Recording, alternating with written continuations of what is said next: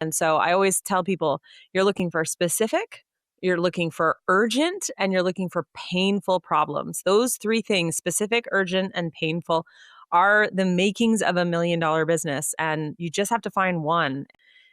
And the reason for that is because we don't just want the information, we want the transformation. So even if you have, AI tools supporting you and GPTs and all this stuff to kind of create that tailored plan, which you need to, what are you doing in your programs that are actually going to get people that transformation? But I find that burnout happens when you have your foot on the gas, but the car isn't moving, right? And so you're just like at high speed, but like you're still in park. That's going to burn out your tires on your car. That's really going to burn you out. I feel like when people are moving fast, but there's momentum, they're less likely to burn out.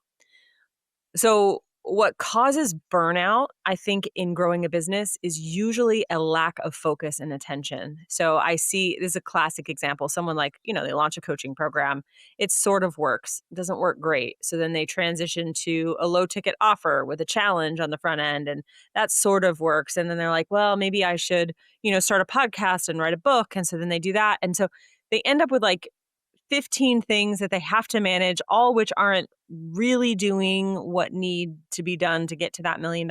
And that's where you're just, with each additional thing, you're just like pushing on the gas, but you're not actually moving forward. I tell people, if you want to make $1 million and you want to do it without burning out, it is just relentless focus on the one high leverage activity that you can do over and over and over until you're better than anyone at it. That's going to get you to $1 million and keep you alive in the process. I tend to default to the one high leverage activity that really hasn't failed me yet in 10 years, and that is a sales presentation.